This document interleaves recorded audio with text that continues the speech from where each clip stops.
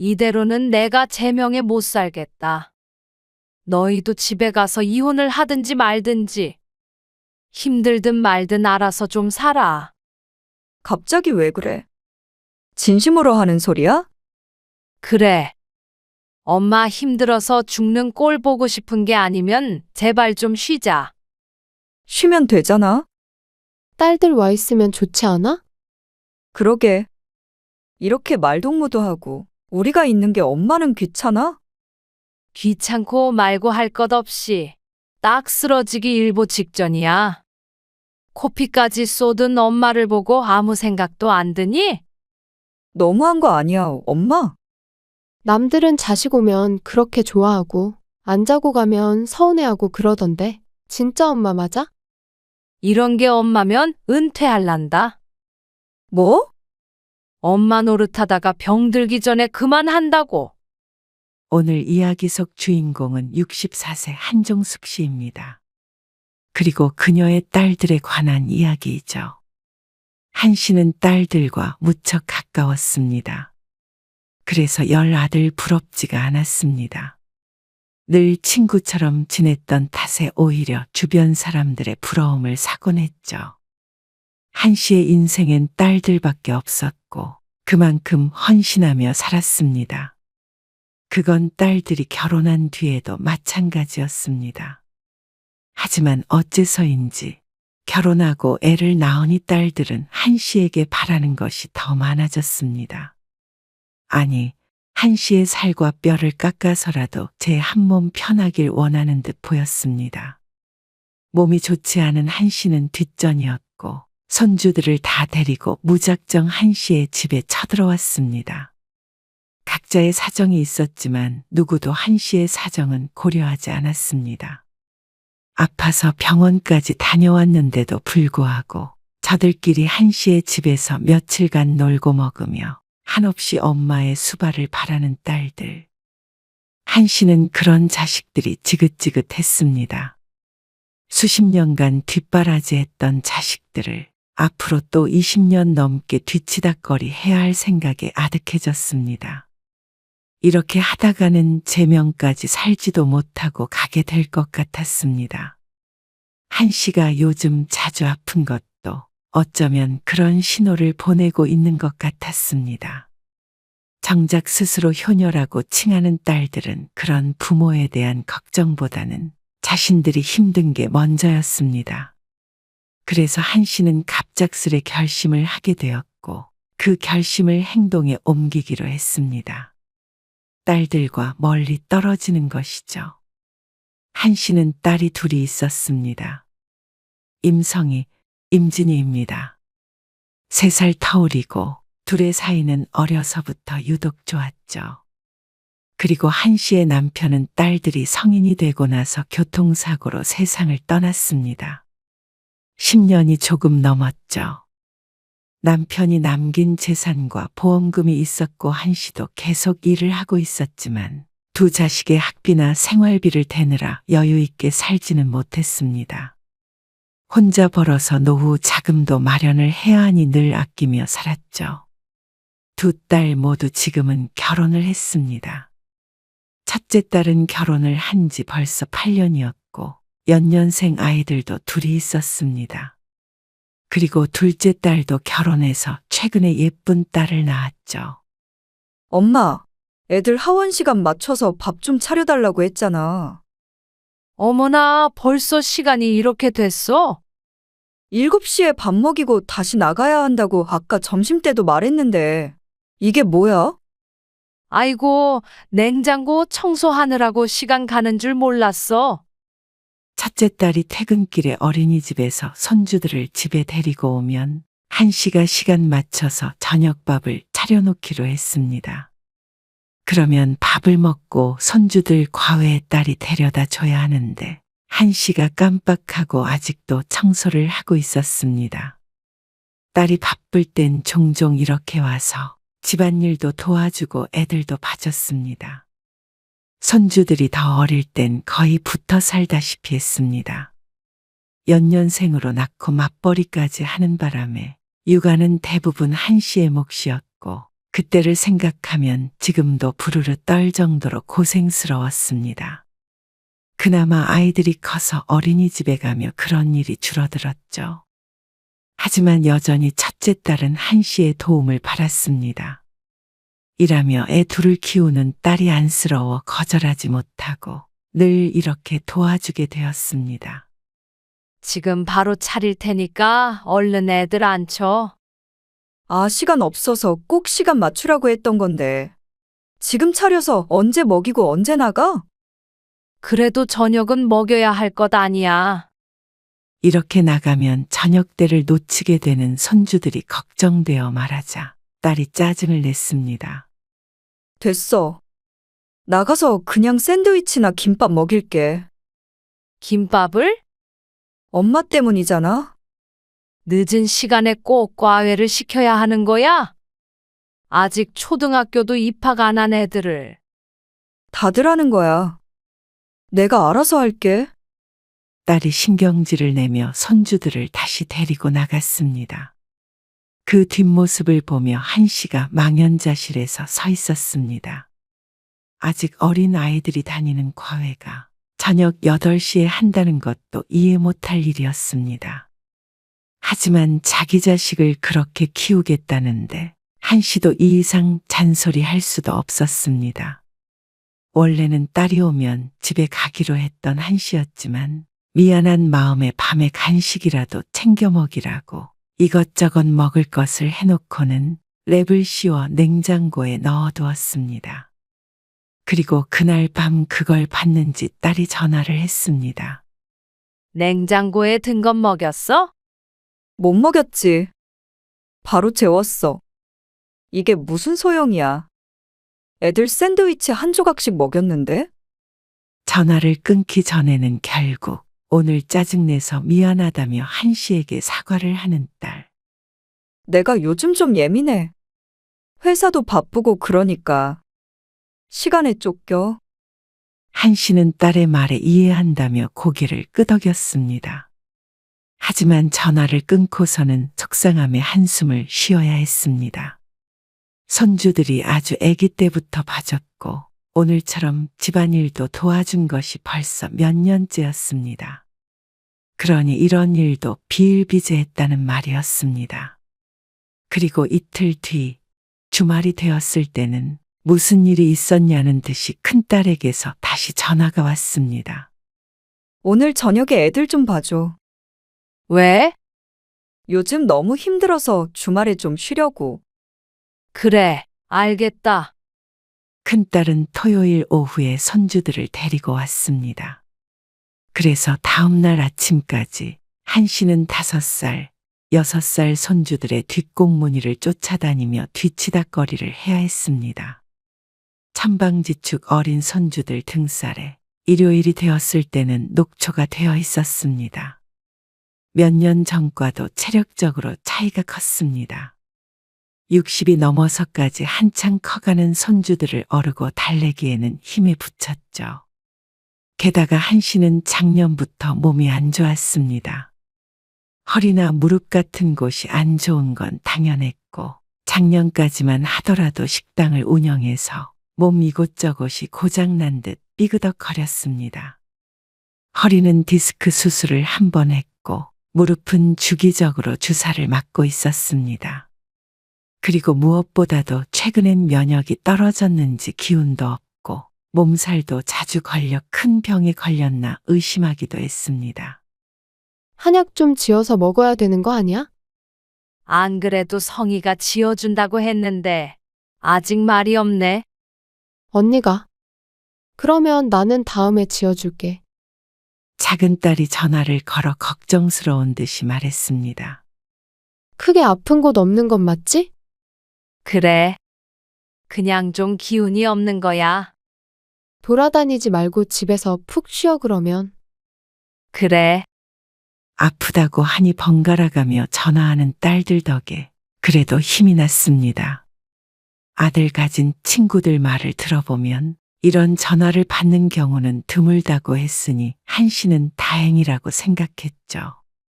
근데 엄마, 나 반찬 좀 해줘. 벌써 다 먹었네. 육아휴직을 하고 집에서 아이를 돌보고 있는 작은 딸. 유별난 손녀딸 덕에 작은 딸은 밥 차릴 새도 집안일을 할 새도 없다고 했습니다. 밤에 잠도 잘 못 잔다며 돌이 막 지난 지금까지도 힘들어 했죠. 그동안 한씨가 이런저런 반찬들을 해놓으면 작은 사위가 퇴근하는 길에 가져가곤 했습니다. 엄마도 요즘 몸이 안 좋아서 장도 못 봤다. 아, 정말? 그럼 난 어떡하지? 며칠만 좀 사 먹어. 요즘 반찬 가게들 많잖아. 그건 그런데 다 비싸고 맛도 없던데. 사 먹으면 조미료 맛밖에 안 난다며 작은 딸이 투덜거렸습니다. 그래, 그럼 오늘 말고 내일 와. 장 봐와야 되니까. 정말 알겠어. 고마워, 엄마. 건강 관리 잘하고. 푹 쉬어. 그래. 걱정 어린 말이 진심인지 빈말인지 두 딸은 한씨를 한시도 쉬게 두지 않았습니다. 다음 날 반찬을 가지러 온다는 작은 사위 대신에 딸이 손녀딸을 안고 한씨의 집으로 찾아왔습니다. 진이 네가 웬일이야 갑자기. 연락도 없이 다짜고짜 찾아온 딸을 보며 한씨가 놀라서 물었습니다. 그러자 작은 딸이 미간을 찡그리며 말했습니다. 하루만 자고 가게. 왜 그러는데? 오늘 김서방 시댁에 갔어. 너는 왜 안 가고? 애 데리고 힘들어서 못 가. 한씨가 그래도 되냐고 하자 딸이 모르겠다며 신발을 벗고 들어왔습니다. 나 어제부터 몇 시간 못 잤거든. 엄마가 애 좀 봐줘. 엄마도 좀 쉬어야 해. 엄마! 언니 애들은 몇 년 동안 다 키워줬으면서 왜 우리 애기는 안 봐줘? 딸이 서운하다는 듯이 말했습니다. 그러면서 딸이 손녀딸을 한씨의 품에 안기고 방으로 들어가 버렸습니다. 엄마도 몸이 아프다는 말은 들을 사람이 없어 공중에 흩어졌습니다. 그때부터 한씨는 아이를 데리고 사투를 벌여야 했습니다. 애기야, 잠 좀 자자, 응? 자야 할미도 좀 눕지. 작은 딸이 육아 때문에 그토록 힘든 것이 괜한 투정은 아니었습니다. 도무지 자질 않는 손녀딸. 밥도 한 번 먹이려고 하면 전쟁을 치러야만 했습니다. 이 일을 내 딸이 매일 치러야 하기에 한씨는 괴로우면서도 안타까웠습니다. 엄마가 도와줘야지 어쩌겠나 싶었습니다. 딸도 힘드니까 친정엄마를 찾을 테니 말이죠. 잠에서 깬 딸이 라면을 끓여 먹고는 땅이 꺼져라 한숨을 쉬었습니다. 실컷 쉬어놓고는 웬 한숨이야? 쉬긴 쉬었지. 근데 왜 그래? 무슨 일 있어? 그러자 작은 딸이 답답한 속을 털어놓았습니다. 시어머니 때문에. 한씨는 시어머니와 무슨 일이 있느냐며 놀라지 않았습니다. 딸이 종종 하던 이야기가 떠올랐습니다. 애 맡겼다고 난리를 치시면서 한 번도 봐주지도 않으셔. 그러면서 빨리 복직은 하라고 성하잖아.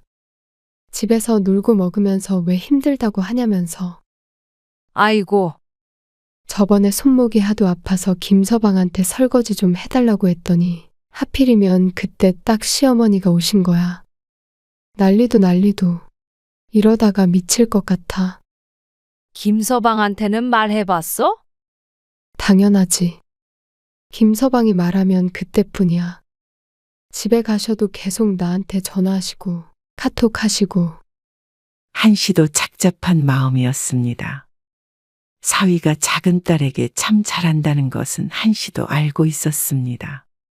하지만 안사돈이 보통 사람이 아니라는 것 또한 잘 알고 있었습니다. 김서방이 늦둥이라 그런지 요즘 시어머니답지 않게 며느리를 꽤나 괴롭혔죠. 그 며느리가 한씨의 딸이라는 게 문제였습니다. 오죽하면 내가 이혼 생각까지 하겠어. 뭐? 이혼? 한씨는 그제서야 깜짝 놀랐습니다. 연애 시절부터 서로 죽고 못 살던 딸 부부였는데 이혼 이야기까지 나올 줄은 상상도 못했습니다. 충동적으로 그러지 마. 그러자 딸도 심란한 표정을 지었습니다. 홧김에 하는 말인 것 같았지만 가슴이 철렁했습니다. 종종 작은 딸네 집에 가보면 애 보느라 힘든 딸 대신에 사위가 이것저것 도와주려고 많이 노력했습니다. 일하느라 바쁘고 지칠 텐데 말이죠. 한씨가 딸에게 사위와 좀 더 대화를 나눠보라며 설득했습니다. 그렇게 다음날 돌아간 작은 딸. 그리고 며칠 뒤 한씨는 가슴에 혹이 만져져서 병원에 다녀왔습니다. 검사를 하기 전에 혹시나 유방암일까봐 무서웠는데 다행히 혹이 몇 개 발견되었습니다.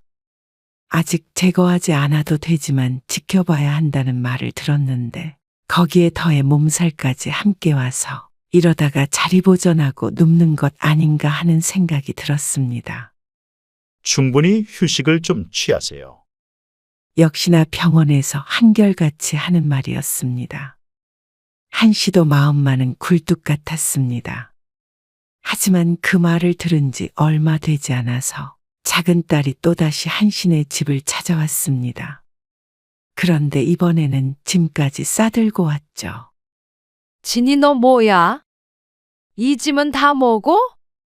한씨가 당황하여 묻자 딸은 태연하게 말했습니다.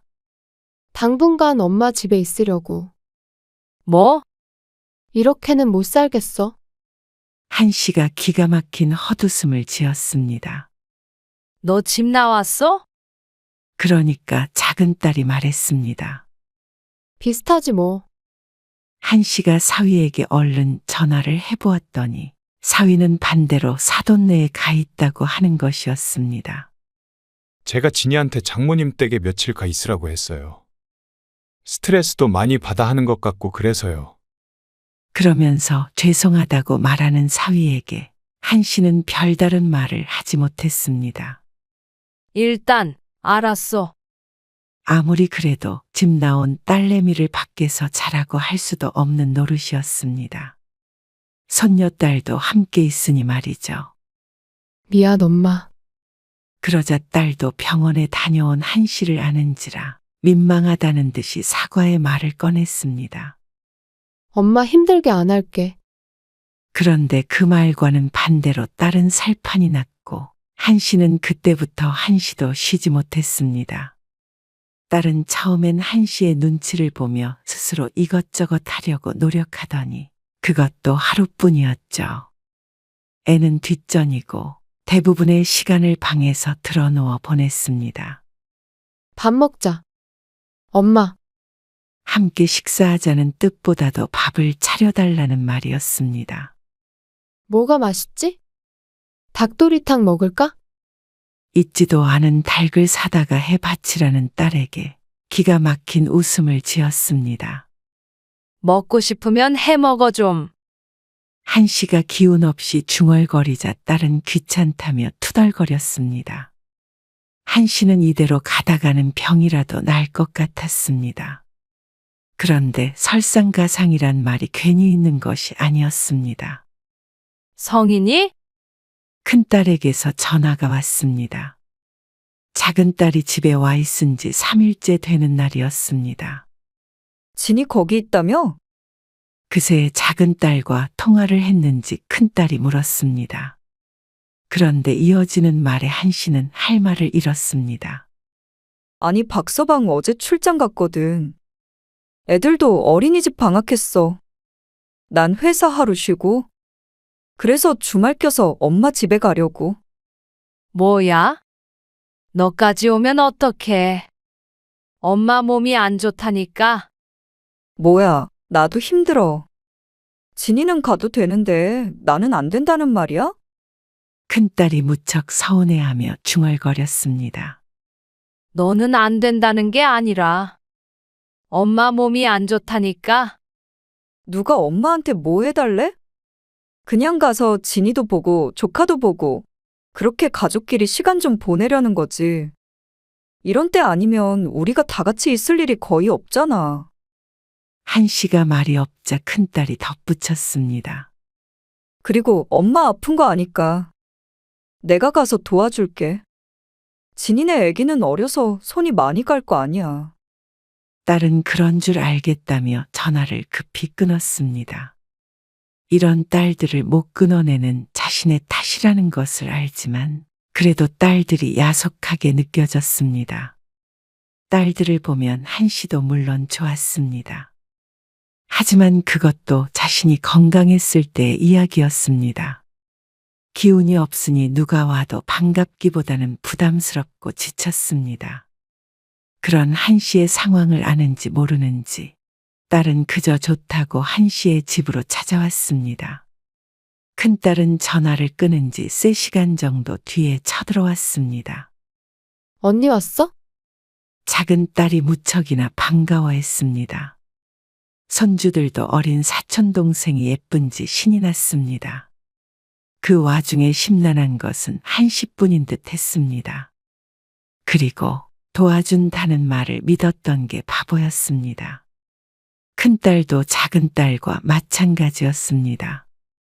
아니, 큰딸내가 오고 나서부터는 한씨가 해야 하는 일이 3배, 4배 늘었습니다. 엄마, 애들 내복 2벌 챙겨왔는데? 하나 안 보여. 아침에 뭐 흘려서 갈아입혔어. 정말? 그러면 벗은 건 빨았어? 빨래통에 있지. 뭐?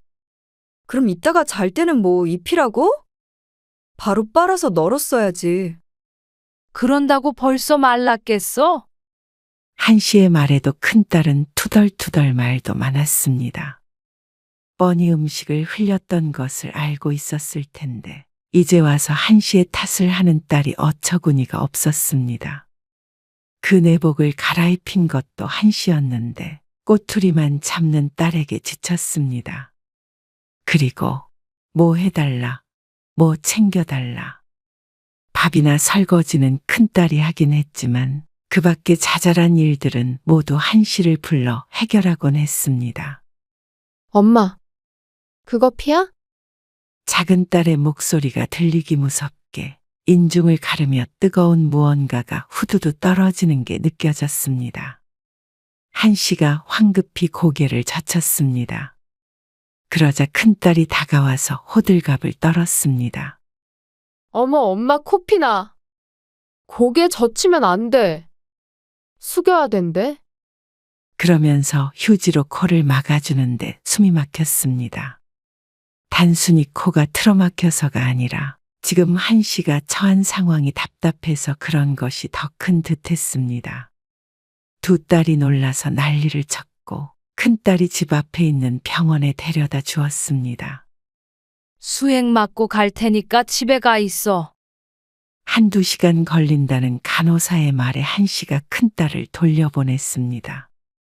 얼마 전에 검사한 결과 큰 병이 없는 건 알고 있었습니다. 단순히 피로해서 그런 것임은 알고 있었지만 이대로 지냈다가는 없던 병도 생길 것 같았습니다. 1시간 반 정도 수액을 맞으며 누워있자 설핏 잠에 들었습니다. 오히려 집보다 병원에서 더 마음 편히 휴식할 수 있었습니다. 그런데 몸을 추스르고 집으로 돌아온 한씨는 눈앞에 펼쳐진 난장판에 기함을 했습니다. 아이 셋이 어지른 거실을 치울 생각도 안 하고 2 딸이 식탁에 앉아서 깔깔대며 수다를 떨고 있었습니다. 엄마, 괜찮아? 병원에서 큰일은 아니라고 그러지? 그러게. 엄마는 아무것도 하지 말고 들어가서 자. 막 집으로 들어온 한씨에게 딸들이 호들갑스레 말했습니다. 그런 딸들을 착잡한 표정으로 바라보았습니다. 아무튼간 입으로만 효녀들이었습니다. 이러다가도 금세 한씨를 부르며 이것저것 요구할 것이 뻔했죠. 아니나 다를까. 저녁 식사를 마치고 아이들을 재울 준비를 해야 하는 시간에 작은 딸이 말했습니다. 엄마, 우리 좀 나갔다 올게. 이 시간에 어딜? 시계를 보니 저녁 8시였습니다. 아, 언니랑 이 앞에서 맥주 한잔 하고 오려고. 지금? 응. 엄마가 애들 좀 씻겨서 재워주면 안 될까? 요 앞에 문을 빨리 닫는단 말이야. 그러자 옆에서 큰딸이 거들었죠. 맞아. 애들 재우고 엄마도 푹 자. 엄마 몸 안 좋으니까 우리끼리 나갔다 올게. 엄마도 우리가 없어야 조용히 잘 거 아니야. 마치 한씨를 배려라도 하는 듯한 말에 어처구니가 없었습니다. 더 정확한 해결책은 자신들이 없어야 한다는 사실을 모르고 있는 것처럼 보였습니다. 나가는 거는 마음대로 하는데 애들을 엄마 혼자 어떻게 씻겨? 그냥 세수랑 양치만 시켜줘. 너희가 하고 가. 양심이 있니? 한씨가 차갑게 이야기하자 그제서야 두 딸이 서로의 눈치를 보며 각자 자기 자식들을 씻겼습니다. 한씨는 그동안의 안방에 누워 잘 준비를 했습니다. 아이들까지 재우고 말고 할 체력도 없었죠. 1시간쯤 뒤에 현관문이 열렸다 닫히는 소리가 희미하게 들렸고 한씨도 잠에 빠져들었습니다. 그리고 깊게 잠들지 않았던 것 같은데 쾅쾅대는 소리에 잠에서 깼습니다. 시계를 보니 누운 지 몇 분 지나지 않아 있었습니다. 옆을 보니 돌쟁이 손자는 함께 자고 있었죠. 이번에는 초인종이 울렸습니다. 한씨가 황급히 나가보자 밑에 집 남자가 화가 난 표정으로 서 있었습니다. 지금 시간이 몇 시예요? 잘 시간에 이러면 어떡합니까? 주말에도 일하는 사람 생각 안 해요? 아, 당황해서 뒤돌아보자 거실에서 놀고 있는 두 손주들이 보였습니다. 그냥 거실에 둔 채로 나가버린 모양이었습니다. 아, 죄송해요. 지금 손주들이 와 있어서요. 그러면 뛰지 않도록 단속을 해야 할 거 아니에요. 내가 참아보려고 해도 멈출 생각을 해야 말이죠. 죄송합니다. 지금 재울 거예요. 한씨가 민망한 표정으로 연신 사과하자 이웃 남자도 헛기침을 하고는 내려갔습니다. 한씨는 뒤돌아서서 두 손으로 얼굴을 문질렀습니다. 더 이상 견디기가 힘들었습니다.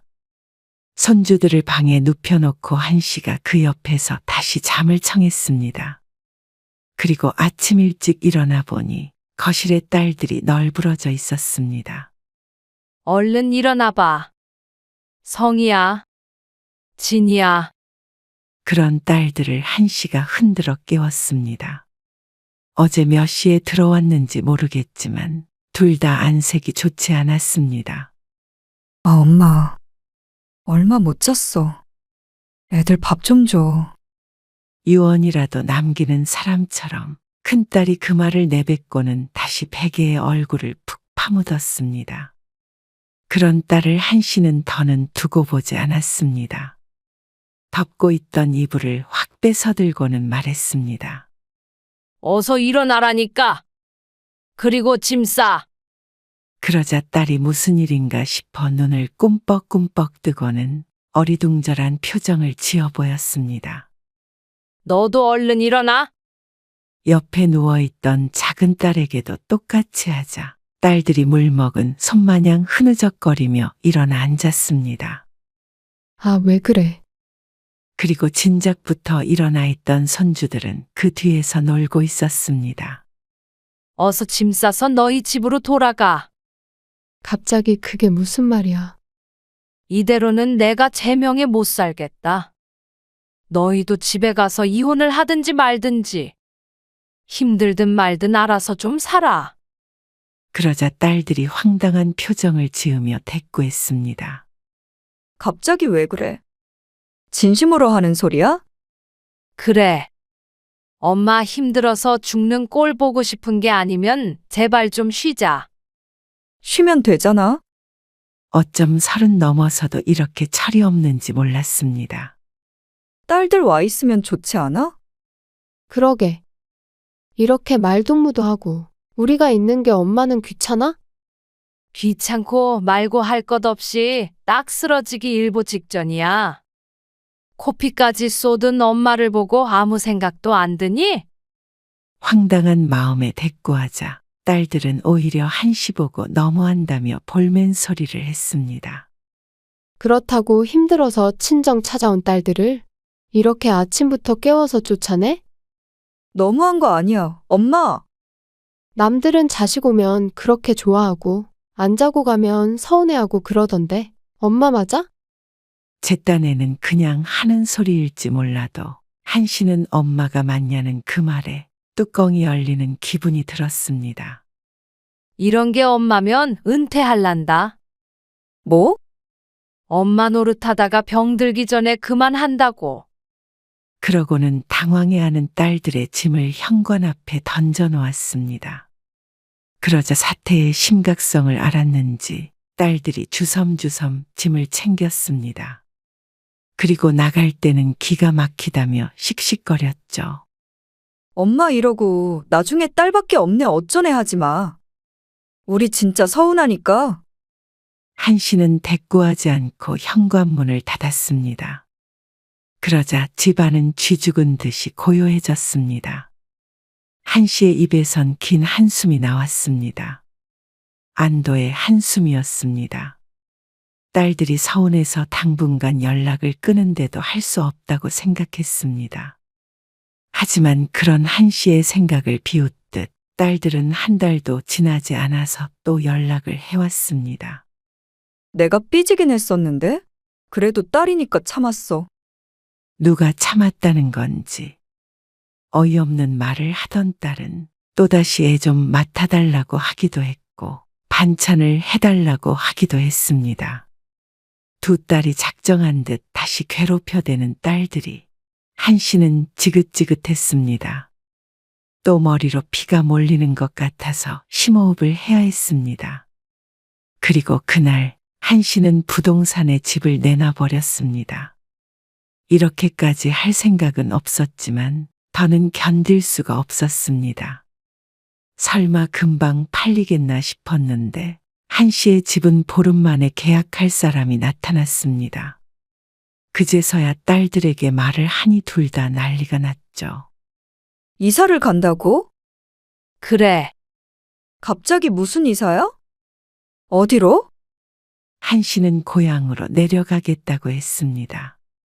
그래도 늙음하게 기댈 사람들이 있는 곳으로 가야 하니 말이죠. 고향에는 한시의 남동생도 있었고 친척이나 친구들도 여럿 있었습니다. 하지만 딸들은 기함을 했습니다. 그럼 거기 가려면 차 타고 3시간은 가야 하잖아. 딸들은 그러면 자신들이 어떻게 오냐며 놀랐습니다. 한시는 그래서 딱 좋다고 생각했습니다. 대도시락 큰 병원도 있었고 노후를 보내기에 전혀 불편함이 없을 것 같았습니다. 무엇보다도 딸들과 왕래하려면 큰 맘을 먹어야 했기 때문에 오히려 명줄이 늘어날 것 같았죠. 딸들의 아우성은 무시한 채로 한시는 이사를 했습니다. 그리고 시간이 지날수록 후회했습니다. 힘들어서가 아니라 왜 진작에 이사하지 않았나 싶어서 후회스러웠죠. 너무나도 편한 삶이었습니다. 너희는 거리가 머니까 명절 때나 시간 나면 한 번씩 와. 너무 멀어서 힘들면 엄마도 건강 좀 회복하고 시간 있을 때 한번 올라가든지 할게. 태연하게 말하는 한시에게 딸들은 죽는 소리를 했습니다. 그래봤자 시집 이야기, 육아 이야기 등이었습니다. 너희 인생이고 너희가 선택한 삶이니까 극복해봐. 힘들면 박서방이나 김서방하고 잘 상의를 해보고. 엄마도 엄마 인생 좀 살자. 처음 1년은 연락도 뜸했고 딸들도 괴로워했습니다. 하지만 시간이 지날수록 오히려 서로에게서 독립된 것 같아서 장점이 더 컸습니다. 보고 싶을 때 자주 보지 못하니 더욱 애틋하기도 했죠. 여러모로 잘한 선택이었습니다. 딸들과는 종종 전화하면서 서로 소식을 전하면 반가웠습니다. 몸이 멀어지니 오히려 마음의 거리는 가까워지는 것 같았습니다.